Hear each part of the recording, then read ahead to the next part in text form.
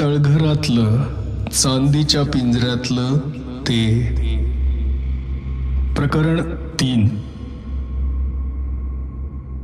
मला बाबांनी खरोखरच परदेशात पाठवलं.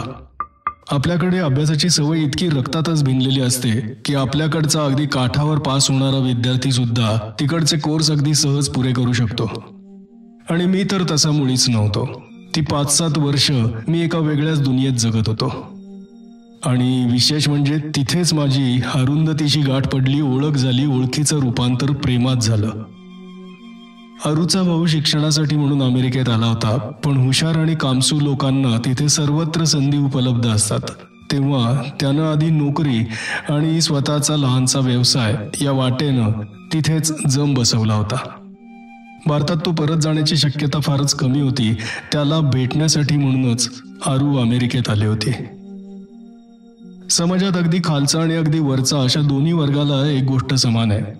पैसा, पोझिशन, स्टेटस, कॉन्टॅक्ट यांचा दोन्ही वर्गांना विचार करावा लागत नाही. कारण खालच्यांपाशी त्यातलं काही नसतं आणि वरच्यांपाशी त्यातलं सर्व असतं. अरू दिसायला नेटकी होती, चाणाक्ष होती, हजरजबाबी होती, धीट होती आणि व्यवहारी होती. अरूच्या भावानं तिच्या आईवडिलांशी पत्रव्यवहार केला असणारच. मीही बाबांना अरूचा एक फोटो आणि तिची माहिती हे सर्व पाठवलं होतं. आमचा विवाहाचा विचार आहे हे आपोआप सूचित होत होता. 15 दिवसात बाबांचं उत्तर आलं. मायना आणि इतर मजकुरानंतर अरूचा उल्लेख होता. मोहन, तुझ्या वर्णनावरून आणि फोटो पाहून मला ही अरुंधती फार आवडली. मोहन, तुला एक गोष्ट माहीत नव्हती ती आता सांगतो. कदाचित तुला राग येईल, पण मला हे आवश्यक वाटलं. अमेरिकेत माझे अनेक परिचित आणि व्यवसाय मित्र आहेत. त्यांच्याकरवी तुझ्या तेथील सुरुवातीच्या 3-4 वर्षांच्या वास्तव्यात मी तुझ्यावर नजर ठेवली होती. तुला ते अयोग्य वाटेल, पण मला ते आवश्यक वाटलं. तिथलं आयुष्य, समाजाच्या चालीरीती यांच्या गुणाबद्दल मला काहीच म्हणायचं नाही, पण भारतातली परिस्थिती आणि तिथली परिस्थिती यात जमीन आसमानाचं अंतर आहे. पैसा मिळवायला आपल्याकडे म्हणजे निदान सुरुवातीस तरी घाम गाळावा लागतो, तशी परिस्थिती तिथे नाही. वागणूक स्वैर आहे, नीती नियमांचे बंध अगदी सैल आहेत. शरीराच्या, मनाच्या भल्या बुऱ्या सर्व इच्छा वासना तिथे पूर्ण होऊ शकतात. त्या मनानं आपला समाज बंदिस्त आहे. इकडून गेलेल्या तरुण तरुणींवर तिथल्या श्रीमंत, नवीन, झगमगत्या, आकर्षक वातावरणाचा अनिष्ट परिणाम होण्याची शक्यता खासच आहे. म्हणून तुझ्यावर नजर होती. आपल्या घराण्यात तुझं स्थान फार महत्वाचं आहे हे मी कधीही विसरू शकत नाही. तू दड मनानं, दड शरीरानं, स्वेच्छेनं इकडे परत यायला हवास. पण पहिल्या 2-2.5 वर्षातच माझी खात्री झाली की तुझी कोणतीही काळजी करण्याची आवश्यकता नाही. तेव्हा अरुंधतीची तुझ्या मनानं निवड केली हाही निर्णय योग्यच आहे. फक्त आता नीट वाच. तुमच्या विवाहाला माझा कोणताही विरोध नाही, फक्त एकच मागणी आहे. एवढ्यातच आणाभाका, शपथा, एंगेजमेंट असं काही करू नका.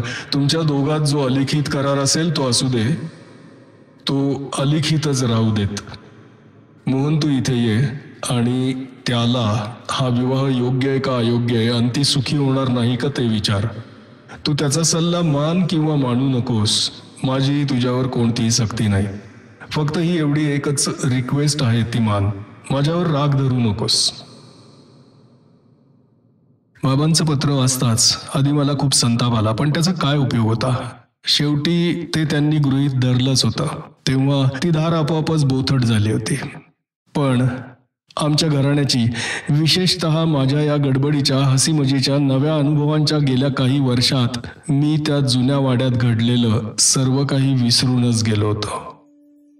बाबांच्या हकीकतीवर माझा विश्वास होता का, विश्वास बसला होता का, पण त्याहीपेक्षा महत्वाचं हे होतं, त्यांचा स्वतःचा त्या सर्व गोष्टींवर पूर्ण विश्वास होता. त्या एका विश्वासाभोवती त्यांनी आपल्या सर्व आयुष्याची मांडणी केली होती आणि ते आयुष्यात यशस्वी झाले नव्हते का. वस्तुस्थिती तर समोर होतीच. त्यांचं कामही अपारंपरिक पद्धतीनं होत होतं, ही गोष्ट खरी होती. मग त्यांच्या यशामागे काय रहस्य होतं. वर्षानुवर्ष सातत्यानं घडत राहणारा केवळ एक योगायोग, की बाबांना अनैसर्गिक मार्गानं मिळणारी ती मदत. पण मग मनात विचार आला, त्यांच्या विश्वास अविश्वासावर मर्यादा घालण्याचा मला काय अधिकार होता? ते स्वतः यशस्वी झाले होते, शिवाय त्यांनी मलाही यशाच्या सुखाच्या सर्व वाटा खुल्या करून दिल्या होत्या. माझी मर्यादा माझ्या विश्वास अविश्वासापाशी संपत होती. त्यांच्या त्या विलक्षण हकीकतीवर किंवा त्यामागच्या तर्कावर विश्वास ठेवणं न ठेवणं माझ्या हातात होतं. आपल्या श्रद्धांप्रमाणे, आपल्या विश्वासाप्रमाणे बाबा त्यांचं आयुष्य जगले होते. आता मला माझ्या आयुष्याचा विचार करायचा होता, आणि केवळ मीच एकटा नाही, आरू सुद्धा. कारण आमचा विवाह होणार होता. ती माझ्या आयुष्याचा भागीदार म्हणून येणार होती. आपल्या घराण्याची ही जराशी अंधारी, जराशी विलक्षण बाजू तिच्या कानावर घालायला हवी का? बाबांनी मला सांगितलेलं गुपित रहस्य आणखी कोणापाशी उघड केलं गेलं होतं का? आईजवळ? का सारा जन्मभर ते ओझं त्यांनी एकट्यानेच खांद्यावर वागवलं होतं? मी काय करावं, कोणाचा सल्ला मागावा, आणि बाबांच्या परवानगीशिवाय त्यांचं गुपित कोणा मध्यस्थाला सांगण्याचा मला हक्क होता का? प्रश्न नीतीचा होता, एथिक्सचा होता, मोरॅलिटीचा होता, विश्वासाचा होता. 3च दिवसांनी बाबांचं दुसरं पत्र हातात पडलं. जरा नवलाचीच गोष्ट. आणि मग पत्र वाचल्यावर सर्व पर्स्पेक्टिव्ह बदललं. मोहन, मागच्याच पत्रात हे लिहिणार होतो, पण तुझं पत्र वेगळ्याच कारणासाठी होतं. त्याच्या उत्तरात हे विसंगत दिसलं असतं म्हणून हे 2 दिवस थांबलो होतो. मोहन, मागचं सर्व काही तुला आठवत असेलच. तुझी आता इकडे परत यायची वेळ झाली आहे, एवढंच लिहितो. तू काय ते समजशीलच.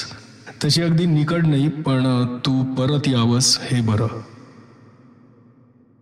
बाबांची खोली, ते तळघर, तो चांदीचा पिंजरा आणि त्या पिंजऱ्यातला तो कैदी, सर्व काही मनासमोर आलं. बाबांचं आयुष्यमान त्यानं वर्तवलं होतं आणि त्यानुसार त्यांची जीवनाची अखेर जवळ आली होती. निदान बाबांचा तसा ठाम विश्वास होता. मला भारतात लवकरात लवकर परत यायलाच हवं होतं. आरूची भेट घेतली. अर्थात तिला सर्व सांगणं अशक्यच होतं, निदान या क्षणी तरी नाही. आणि मला अगदी जवळून ओळखणारी चाणाक्ष आरू तिच्या ध्यानात आलंच की मी काहीतरी मागे ठेवतोय. मला एकदम ती कल्पना सुचली. आरू, असं का नाही करत? तू सुद्धा माझ्याबरोबर परत का नाही चलत? बाबांची तुझी गाठ घालून देता येईल. तिचं कितपत समाधान झालं कळायला मार्ग नव्हता. मोहन, तुला जावं लागणारच आहेस म्हणतोस, तू पुढे जा. तिकडे आल्या आल्या मी भेटेनच तुला.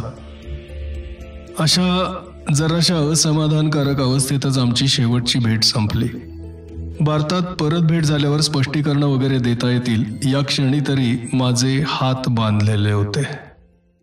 वाड्यावर हजर झाल्या झाल्या आधी बाबांची भेट घेतली. तसे बाबा आजारी किंवा थकलेले दिसत नव्हते.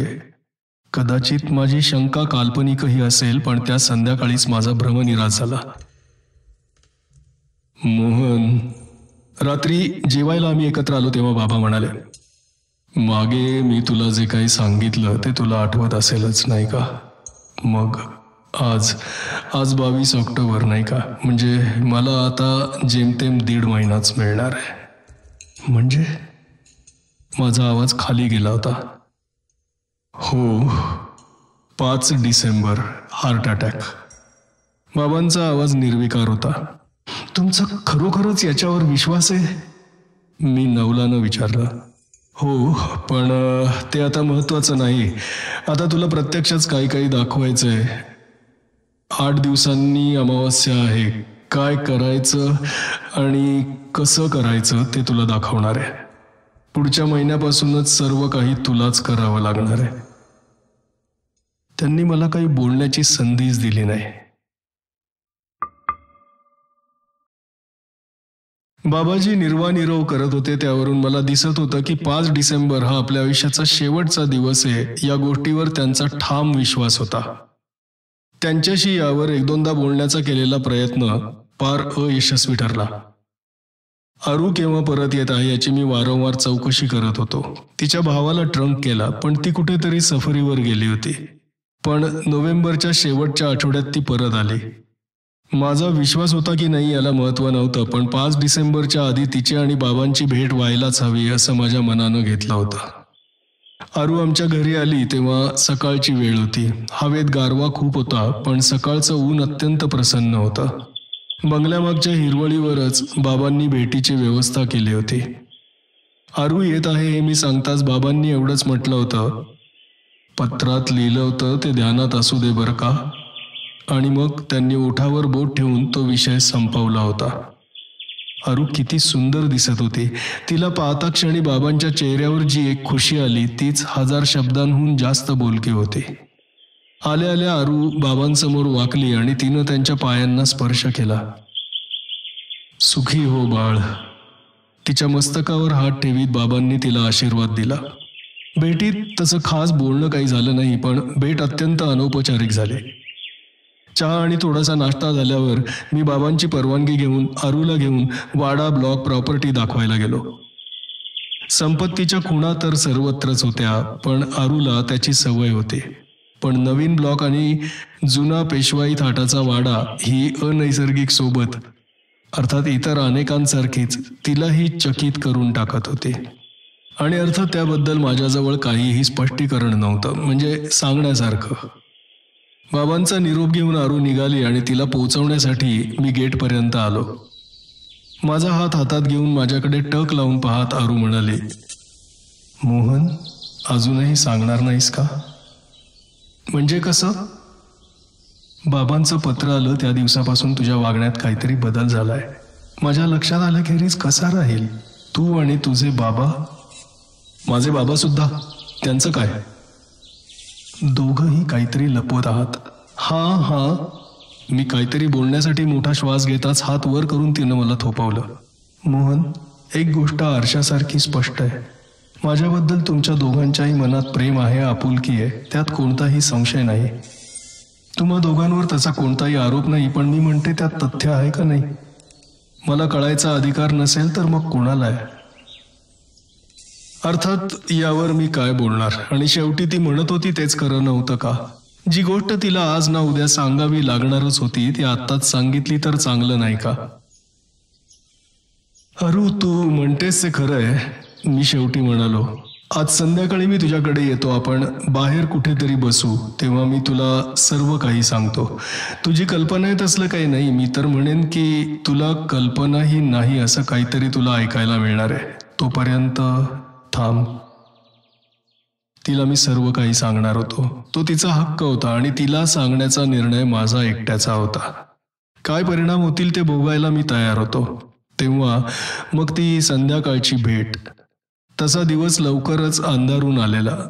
मागाहून माझ्या लक्षात आलं की मी निवडलेली, म्हणजे बोलायला जरा एकांत मिळावा म्हणून जरा आड बाजूची जागा ही अगदीच अयोग्य होती. वास्तविक मी एखादी गजबजलेली, प्रकाशानं उजळलेली गजबजाटाची जागा निवडायला हवी होती. खऱ्या अर्थानं अशा गर्दीतच माणूस एकटा असतो. खरं सांगायचं तर मी जे काही सांगणार होतो ते ऐकल्यानंतर आरूची प्रतिक्रिया काय होईल याबद्दल मनात जराशी धास्तीच होती आणि मला तिच्याशी तरी संपूर्ण प्रामाणिकच राहायला हवं होतं. शेवटी मी हा विचारच बंद केला, कारण अंतच नव्हता. कॉफीचे मग दूर सारल्यावर मी म्हणालो, अरू, आता मी तुला तुझ्या प्रश्नाचं उत्तर देणार आहे, पण मला तर शंका आहे की त्यानं तुझं समाधान होण्याऐवजी आणखी हजारो प्रश्न तुझ्या समोर उभे राहणार आहेत. पण तरीही ऐक आणि मला बोलताना थांबवू नकोस. मी आरूला सर्व काही सांगितलं. बाबांची प्रस्तावना, आमच्या दोघांची तळघराला दिलेली भेट आणि तळघरातल्या पिंजऱ्यातलं गुडघे मुडपून बसलेलं ते विद्रूप अमंगल ध्यान, अगदी रक्तप्राशनाच्या विधीसह. सर्व काही मी सांगितलं, काहीही मागे ठेवलं नाही. आणि आरू, बाबांनी पत्रात लिहिलंय की या 5 डिसेंबरला त्यांच्या आयुष्याची अखेर होणार आहे. निदान त्या पिंजऱ्यातल्यानं त्यांना तसं सांगितलंय आणि बाबांना त्याच्या शब्दांवर अगदी पुरा विश्वास आहे. आणि त्यासाठीच मी अमेरिकेहून तातडीनं भारतात परतलो. माझं सांगणं संपल्यावर कितीतरी वेळ आमच्यात शांतताच होती. एक विलक्षण गोष्ट ऐकता ऐकता आरूचे डोळे भीतीनं विस्फारले होते. चेहऱ्यावरचा रंग उतरला होता. शरीरावर काटा आल्यासारखं तिनं शरीर आक्रसून घेतलं होतं. मग जरा वेळानं ती जरा चाचरत म्हणाली, आणि मोहन, तुझा या साऱ्यावर विश्वास आहे? माझ्या विश्वासाचा प्रश्न नाही, निदान आत्ता या क्षणी नाही. अरू, ज्या ज्या गोष्टी मी माझ्या कानांनी ऐकल्या आणि ज्या ज्या गोष्टी मी माझ्या डोळ्यांनी प्रत्यक्ष पाहिल्या त्या सर्व मी तुला सांगितल्यात. पण 5 डिसेंबरला खरोखरच काही घडणार आहे असं तुला वाटतं? अशा अर्थी तुझा विश्वास आहे का? घोडं मैदान फार दूर नाही, जेमतेम 5-6 दिवस, मग आपोआपच सर्व गोष्टींचा उलगडा होईल, नाही का? पण मला ज्याची धास्ती वाटत होती तेच नेमकं तिनं विचारलं. आणि मोहन, 5 डिसेंबरला खरोखरच काही झालं तर? मी हाच प्रश्न स्वतःला 1000दा तरी विचारला असेल. अरू, गोष्ट खरी आहे म्हणायला फार सोपं आहे, पण बाबांच्या शब्दांवर विश्वास ठेवायचा तर गेल्या जवळजवळ 100 वर्षातल्या सर्व घटना कपोलकल्पित तरी आहेत किंवा अगदी असंभाव्य योगायोगानं घडल्या आहेत असंच म्हणावं लागेल. आणि मी तरी हे दोन्ही पर्याय मानायला तयार नाही. अरू, खरोखर काय आणि कसा विचार करायचा हेच मला समजत नाहीये. पण मोहन, कोणा तज्ञाचा सल्ला नाही. मी तिला तत्काळ अडवलं. अरू, तुला आमच्या कुटुंबात काही खास स्थान मिळणार आहे. तुझे माझे काही खास संबंध आहेत, म्हणून तुझ्या भविष्याच्या दृष्टीनं ही माहिती तुला मिळणं मला आवश्यक वाटलं. पण हे आपल्या तिघांपलीकडे जाता कामा नये. तो बाबांचा विश्वासघात होईल. पण बाबांच्या रक्षणासाठी नाही. तिला पुन्हा थांबवत मी म्हणालो, त्यांना कोणाच्याही सहाय्याची आवश्यकता नाही. त्यांचे निर्णय घेण्याचा त्यांना पूर्ण अधिकार आहे. सल्ल्याची आवश्यकता भासली असती तर तो त्यांनी यापूर्वीच घेतला असता. नाही, आपण त्यांच्या आयुष्यात कोणतीही ढवळाढवळ करायची नाही. अगदी आपल्या मते ते चुकीचा निर्णय घेत आहेत असं वाटलं तरीही. माझ्या अभिनिवेशाचं तिला आश्चर्य वाटलं, पण ती काहीच बोलली नाही. आणि नंतरही बोलण्यासारखं काही नव्हतंच. इतर फालतू विषयांवर बोलणं हा भयंकर अँटी क्लायमॅक्सच ठरला असता. मग ती अमावस्येची रात्र आली. रात्री 11लाच मी त्यांच्या खोलीत हजर झालो. दिव्याचा प्रकाश प्रखर होता आणि आता त्या प्रकाशात मला बाबांच्या चेहऱ्यावरच्या थकव्याच्या रेषा स्पष्ट दिसत होत्या. या शरीराच्या अंतर्गत रासाच्या खुणा होत्या का त्या तळघरातल्यानं सांगितल्यामुळे त्यांचा धीर खचला होता? कार्यकारण भावाची दिशा होती तरी कोणती? बाबांनी ड्रिंकचा चपटा फ्लास्क काढला होता. ही शेवटचीच वेळ आहे मोहन, ते ग्लास भरता भरता म्हणाले. किती वेळा हे केलं असेल गणतीच नाही. हेही तुम्ही आजोबांच्या सांगण्यावरून करता आहात? माझ्या आवाजात उपरोधाचा अंश सुद्धा नव्हता. हो, आणि ते त्यांच्या वडिलांच्या सांगण्यावरून. मोहन, सुरुवातीला मीही तुझ्यासारखाच पाखंडी होतो, पण सुखाची आणि यशाची सोपी वाट दिसत होती ती मी घेतली. तुम्हाला कधी त्याचा पश्चाताप झाला नाही? पश्चाताप? तो का व्हावा? माझं काही नुकसान झालंय का? मी काही पाप केलंय का? आणि घटकाभर समज मी हे केलं नसतं, आयुष्यात इतका श्रीमंत आणि यशस्वी झालो असतो का? मला नाही तसं वाटत. ही तात्विक चर्चा या क्षणी अयोग्य होती आणि मला नको होती. चला, 12 वाजत आले, बाबा उठत म्हणाले. पुन्हा तो खाली तळघरात जाण्याचा कार्यक्रम. खालचा दिवा लागला, पिंजऱ्याचे गज चमचमायला लागले आणि मला दिसलं की पिंजऱ्यातलं ते विलक्षण उत्तेजित झालंय. आज काय देणार? आज काय आणलंय? खरखरता आवाज येत होता. काही न बोलता बाबा तळघराच्या एका भिंतीपाशी गेले. भिंतीत दरवाजा होता. आतून खालीवर 2 मोठ्या बोल्टनी बंद केला होता. बोल्ट सरकवून बाबांनी दरवाजा उघडला. खूण करून मला जवळ बोलावून घेतलं. एका बोटानं ते आतलं काहीतरी दाखवत होते. दरवाजासमोर एक लहान चौकोन होता आणि त्या चौकोनात एक कोकरू ठेवलं होतं. त्याचे 4 पाय बांधले होते आणि तोंडालाही मुसक्या बांधल्या होत्या. कोकराच्या केविलवाण्या नजरेकडे मी एकदाच पाहिलं, पुन्हा नाही. वाड्याच्या मागच्या भिंतीत एक दार आहे. तिथून जिना खाली येतो तो इथे येतो. काय द्यायचं असेल ते इथे बाहेर आणून ठेवायचं, म्हणजे सर्व काही बिनबोभाट पार पडतं. कोकरू उचलत बाबा म्हणाले आणि ते आत आले. दार बंद कर, त्यांनी मला सांगितलं. मी दार लावलं. त्याचे खालचे वरचे दोन्ही बोल्ट सरकवले. ही तुझी शेवटचीच वेळ नाही का? ते खरखर त्या आवाजात बोलत होता आणि मग हा हा हा करत फिरी फिरी हसायला लागला. बाबा काहीच बोलले नाहीत. त्यांनी कोकरू पिंजऱ्यापाशी ठेवलं. चल, बाबा म्हणाले. निघालास? काही विचारायचं नाही का? आता जिज्ञासा थिजली?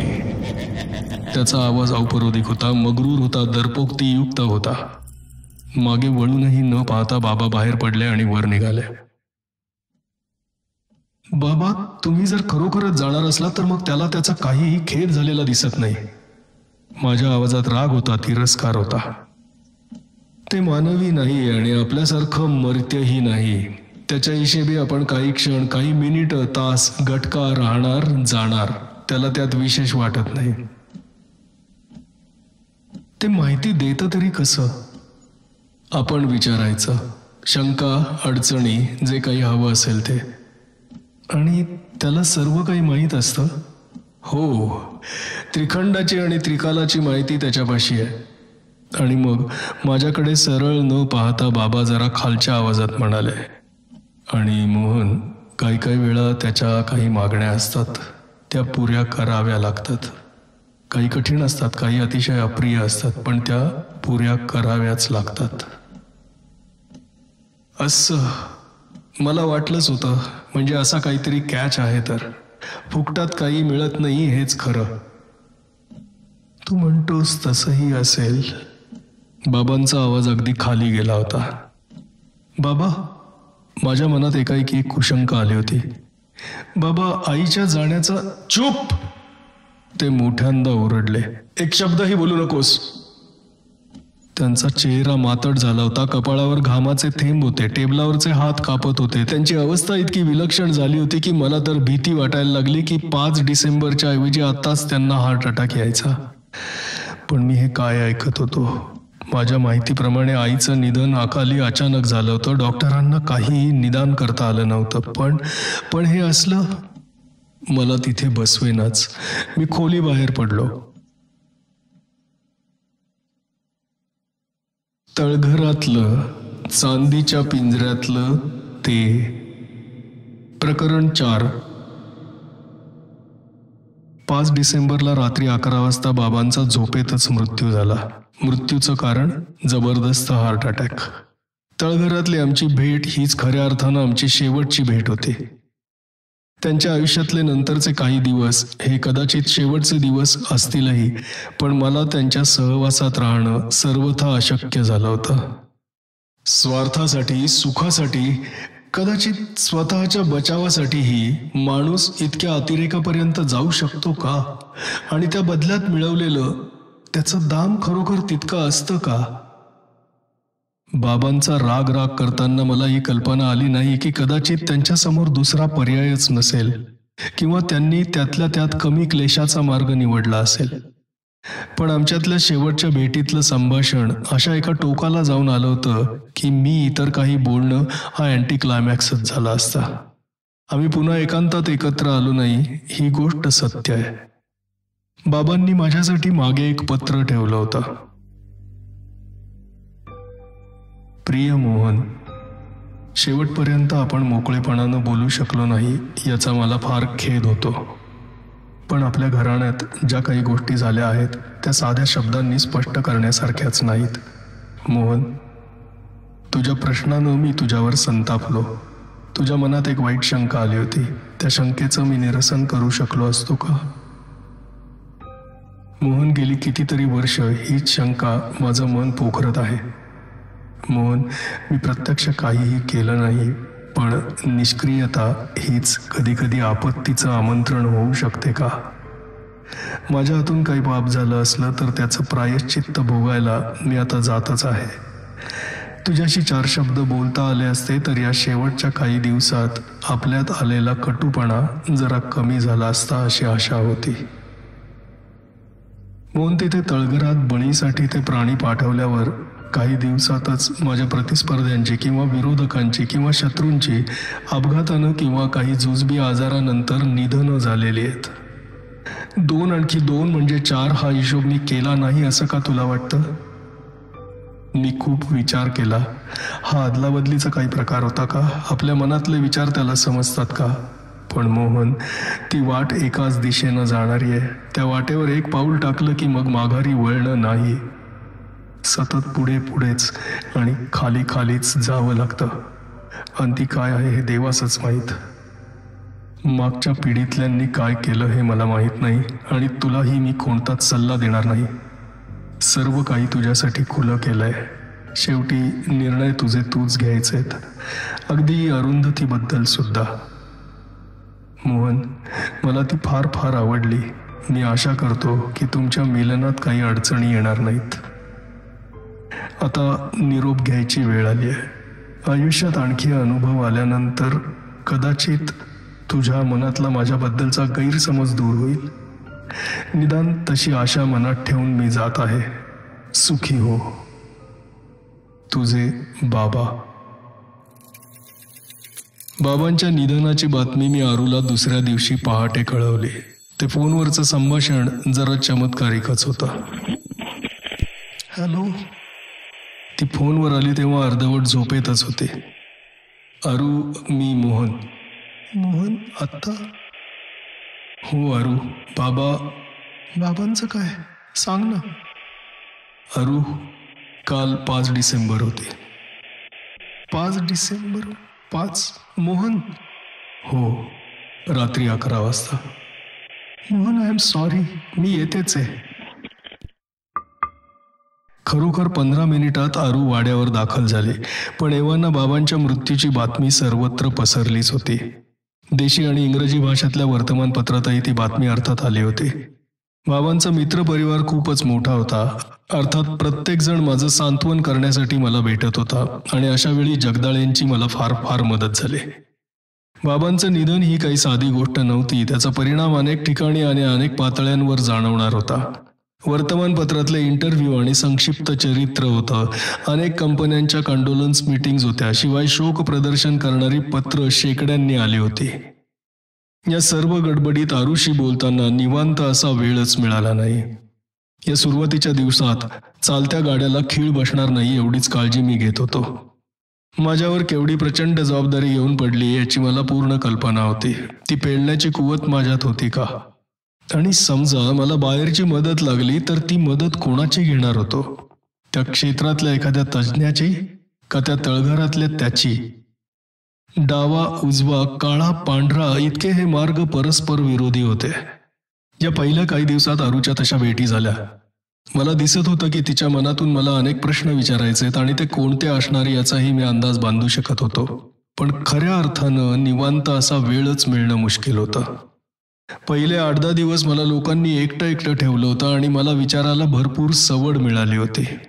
मी काय करणार होतो? सर्व सत्ता, सर्व निर्णय माझ्या एकट्याच्या हाती ठेवणार होतो आणि त्याच्या सल्ल्यानं चालणार होतो का वेगवेगळ्या कंपन्यांचे डायरेक्टर्स आतापर्यंत कागदी बाहुल्यांसारखे होते, त्यांच्या हाती खरी सत्ता देऊन मी दूर होणार होतो? बाबांच्या पावलावर पाऊल टाकून त्याच मार्गानं गेलो तर आयुष्य कदाचित बिनधास्त होईल, संपन्न होईल, पण सुखी समाधानी होईल का? ही सर्व संपत्ती परिश्रमाशिवायच माझ्या हाती येणार होती. मग माझ्या इच्छा स्वातंत्र्याचं काय? माझ्या कर्तृत्वाचं, माझ्या कर्तबगारीचं काय? बाबांना कदाचित ते आयुष्य रुचलंही असेल, पण मला रुचेल का? पण बाबांच्या पत्रातले काही शब्द आणि काही उल्लेख सूचक होते. त्या वाटेवर परतीची संधी नव्हती. आणि मग शेवटी त्याच्या काही मागण्या असतात. एक उघड होतं, त्याची एक भेट आवश्यक झाली होती. बाबांच्या ऑफिसमधून खाली जाणाऱ्या त्या जिन्याच्या पायऱ्या एकट्यानं जेव्हा उतरायला लागलो तेव्हा मनात मोठे विलक्षण विचार होते. जणू प्रगत 20वे शतक मागे टाकून मी एका नव्या आणि प्राचीन जगात प्रवेश करत होतो. बाबांचं यश आणि बाबांचे शब्द, बाबांचे अविश्वसनीय शब्द, त्या शब्दांच्या खरेपणाला बाबांचं यश हा एकमेव पुरावा होता. आणि बाबांचा आधीच वर्तवलेला आकस्मिक ओढवलेला मृत्यू अर्थात आता स्वतःच पाहायची वेळ आली होती. चमचमणाऱ्या चांदीच्या पिंजऱ्यात शरीर दडपून ते बसलं होतं. मान गजांवर टेकवली होती, पण चेहऱ्यातले बिनभुवयांचे हिरवे डोळे माझ्यावरच एकटक खेळलेले होते. पिंजऱ्यापासून 3-4 पावलांवरच मी थांबलो. ते सावकाश सरळ झालं. जरासं पुढे सरकत गजांजवळ आलं. गजाला तोंड लावून त्याच्या खरखरत्या आवाजात म्हणालं, गेला ना तुझा बाप, आता बसेल ना विश्वास माझ्या शब्दांवर.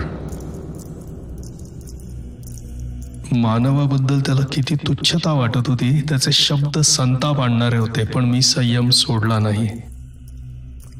तू सर्व प्रश्नांची उत्तरं देतोस, बाबा म्हणाले होते. माझी इच्छा असली तरच, एरवी नाही. तू स्वतःबद्दल काही सांगणार नाहीस? तू कोण आहेस? कुठून आलास? कसा आलास? का आलास? इथे कसा काय थांबलायस? यातलं काहीही सांगणार नाहीस?